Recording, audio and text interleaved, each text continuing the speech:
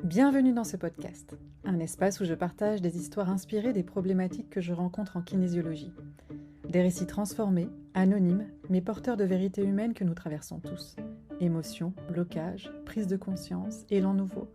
À travers ces histoires, j'espère t'offrir un moment pour réfléchir, ressentir et peut-être te reconnaître. Installe-toi, l'histoire commence. Lila vit sa meilleure vie.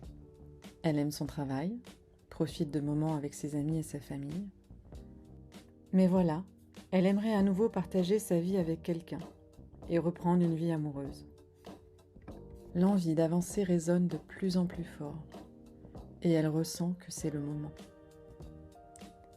Certains parlent d'intuition, cette perception immédiate, subtile et souvent silencieuse, qui ne passe pas par le raisonnement logique. Elle se manifeste comme un ressenti intérieur, une évidence tranquille ou une sensation corporelle dans le ventre, la poitrine ou la gorge. Elle arrive sans explication claire sur le moment, mais porte souvent une justesse profonde. Alors, l'horloge remonta le temps. 10 ans en arrière.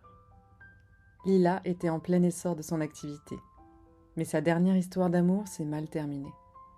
Et son quotidien la ramenait dans des scènes qu'elle préférait oublier. Elle ressentit le besoin de partir loin, comme pour s'éloigner de la douleur. Elle prit l'avion pour le bout du monde. 2 semaines lui permettraient peut-être de commencer le deuil de cette relation et de prendre un nouveau départ. Soudain, une forte sensation de regret remonta à la surface. Lila posa ces quelques mots. Je regrette de ne pas avoir dit au revoir à ma grand-mère. Les larmes coulèrent le long de ses joues. Nous y étions. Lors de son voyage pour prendre de la distance, sa grand-mère s'en était allée. La visualisation est un outil thérapeutique puissant, utilisé dans de nombreuses approches, dont la kinésiologie. Elle mobilise à la fois le corps, le cerveau et les émotions. Elle permet de créer un pont entre le conscient et l'inconscient, là où s'inscrivent souvent les blocages, les mémoires et les automatismes. Au niveau neuro-émotionnel et corporel, certaines zones du cerveau réagissent de manière très similaire face à une expérience réellement vécue ou vivement imaginée. Lila ferma les yeux et prit une grande respiration. Ma voix guidera ce que le test musculaire me demandait d'amener dans cet apaisement.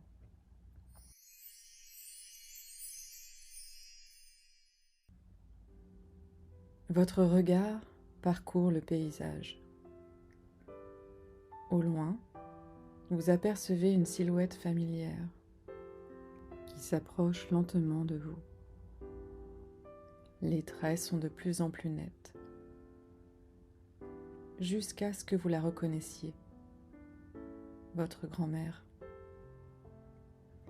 Elle était de toute beauté. Vous vous approchez d'elle pour la prendre dans vos bras. Votre nez entre en contact avec ses cheveux. Vous respirez son odeur. Cette odeur qui a bercé votre enfance. Vous passez votre main dans ses cheveux, puis votre regard croise le sien. Pendant ce moment suspendu, on peut ressentir tout l'amour qui vous unit. Une dernière fois, vous la prenez dans vos bras et vous lui murmurez les derniers mots que vous souhaitez.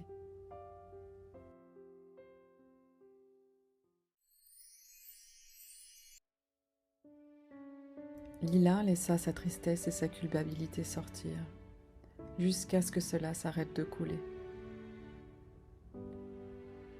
Lila a pu dire au revoir à sa grand-mère pour apaiser son cœur. Les phases du deuil ne sont ni linéaires ni obligatoires. Chaque personne vit le deuil à sa manière, à son rythme. Cela demande du temps, de l'écoute et de la douceur envers soi-même. L'horloge revint au temps présent. Lila respira profondément.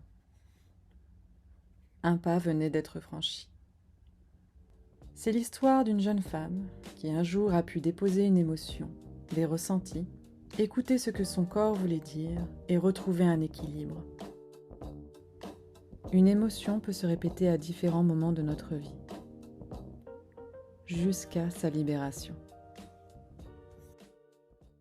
Nous avons tous des parcours différents, et parfois des histoires similaires. On se retrouve très bientôt pour un nouvel épisode, histoire de... Prenez soin de vous.